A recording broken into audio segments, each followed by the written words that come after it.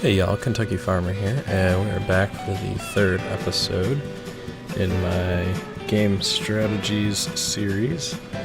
And in the last two episodes, we talked about factors that might influence market prices, and also talked about great demands and the kind of the differences that I've been noticing with great demands between FS15 and FS17, and kind of a reoccurring theme throughout that was the idea that moving forward I'm kind of altering my personal strategy on the game from only selling when there's a great demand to basically selling when I have like a trailer full and I notice a good market price. So that kind of raises the question of, well, what is a good market price? So I decided I wanted to set up kind of a series of tests and kind of come up with some equations to see if I can kind of mathematically determine what would be considered a good market price for each one of the various crops. So I also wanted to go ahead and conduct the same test at all three difficulty levels, so hard, normal, and easy.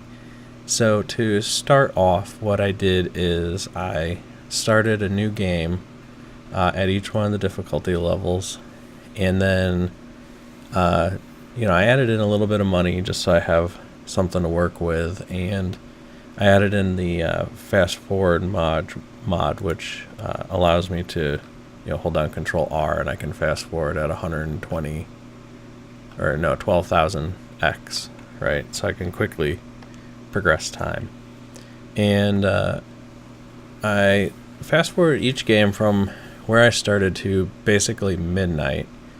And then starting at midnight, I recorded at all of the prices that for every given crop, for every location, and then would fast forward to 6 a.m. and I would repeat it and record all the prices.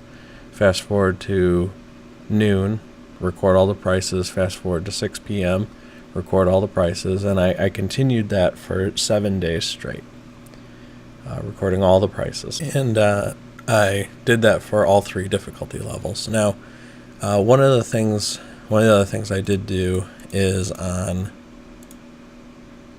normal and hard, I changed plant withering to off. If you watch the first video in this series, I kind of talked to how one of the other things I was testing is the potential for what's planted to impact market prices. And so I didn't want all of the fields withering while I was conducting the test, so I turned plant withering off. Once I gathered all this data, I put it into an Excel worksheet. So we'll go ahead and skip over to that now. So in this Excel worksheet, I'll also include a link to this in the video description. But in this worksheet, I've got these three tabs here for hard, normal, and easy. And as you can see on each one of these, I recorded, so this is the time frame progressing here, right? So we have our 7 days that I recorded, midnight, 6 a.m., noon, and 6 p.m. And then we've got these columns for each of the grain types, and then these are the locations of Denton Bakery and Wright Agribusiness, etc. So I then recorded all of the various market prices and also made note of anything that was a great demand. Now, when I computed the averages for each location, the mins and the max for each location, depending on the value that was given during the great demand, because some of the great demands, for example here with sunflowers, like this was a really good great demand, like it was significantly worth more than anything that was ever offered. On the flip side of that, we do have some in here. let's try over on perhaps the normal tab here. Yeah, here's a good example. So here's a great demand for canola for $7.39. I mean, that was quite a bit less than most of the places were paying. So in this example, I didn't really worry about excluding that great demand because its value was basically overridden by greater values anyways. But in the event that it was a significantly higher amount, I did exclude it from the averages. So I started off by averaging the price for each location and then averaging all those prices together, and then also doing the same for min and max. And a lot of people, I know, so when they talk about market prices, they talk about, well, what's the average price for wheat, what's the average price for barley. And I don't know about you, but when I'm selling something, I don't think, hey, where's the average price? I'm going to go sell this, right? We don't want to sell it for average. We want to sell it for a good price, So, if we have a place that's selling it for $300, a place that's selling it for $600, and a place that's selling it for $900, well, $600 is the average, but I'm going to go sell it at the place for $900, right? So the other thing I did then is I added this column called best, and of the various locations, this is the best price that was offered at that time. So 609 was the best. And then right here we could see here 643 was the best, and see it changed locations. And so this is just for each row for wheat, this is the best price at that given time.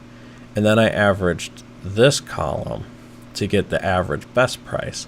And you can see how much of a difference we've got here. If this is the overall crop average from all locations at 521, and the average best price is 645.79, then really when we talk about, well, how much is wheat worth in normal mode, we don't really want the average value of wheat. We want the best value of wheat.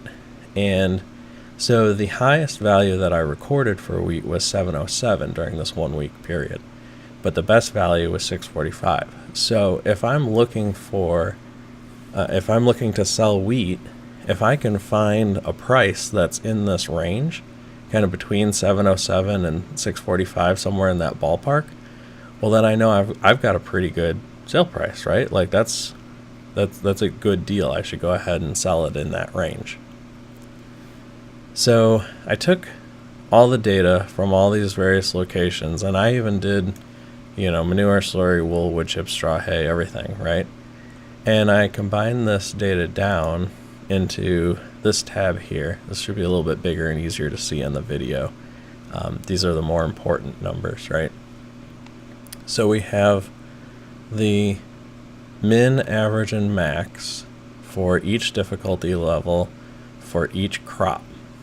And then I have the best for each difficulty level for each crop that can be sold at multiple locations. So for wool through hay, since we can only sell these at one location, there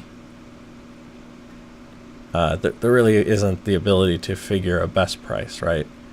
So the average kind of would be the same, because you're doing the average two different directions, you'd get the same answer.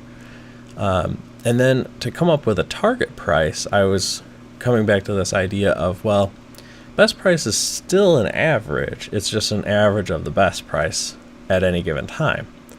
And maximum is the highest value that I ever witnessed it being sold for during the 1 week that I was observing. Now, it could go higher. There's no reason why it couldn't. I'm not sure what the limit would be, or even how to go about finding a limit on it, but other than, observing for a month or something. But so, as you can see here, for example, on easy mode, the maximum value I ever saw wheat sell for was $1,014 per ton. And the best average is $893.04 per ton. So what I did to come up with my target price for easy on wheat is to actually average the max and the best together, which gets me 953.52. And the point of these numbers down here is to basically just give you that ballpark, right, of if you're playing a game on easy, then this row here represents numbers that if you can come close to those, like, you know, plus or minus $20, $100 even, for some of these, like, you know, canola or sunflower, then you've got yourself a pretty good price, right? And you could probably consider selling it around that price and be pretty confident that you've got a good deal selling at that location. So for the target prices, for all three difficulties, easy, normal, hard, and for all of the crop types, what I'll do is, again, I'll include a link to this spreadsheet in the video description, and also include a little text blob for broken down by each difficulty level and then by each crop type, all the individual prices if you want to, you know, copy that out and print it out or something and keep it as a reference. I'm definitely going to keep these numbers handy, and moving forward in my Let's Play series, this is going to be something that I'll actually kind of test out in practice. I'll use these numbers as a guide as far as you know, when I should go about selling off inventory. I'm going to try not to really rely on great demands and just kind of go off of, you know, well, I've got 50,000 liters of wheat. I'm going to keep an eye on the market. When I see it approach 438.89, you know, give or take $10 or something, then I'll go ahead and sell off a trailer load of wheat. So hopefully you found this video useful. If you have any questions or comments or suggestions about my methodology, please leave a comment below. I'll try and answer any questions I get. If you enjoyed this video, please consider giving it a thumbs up. That really helps a lot. And if you haven't already, please subscribe for more Farming Simulator videos. I'm Kentucky Farmer. Thanks for watching.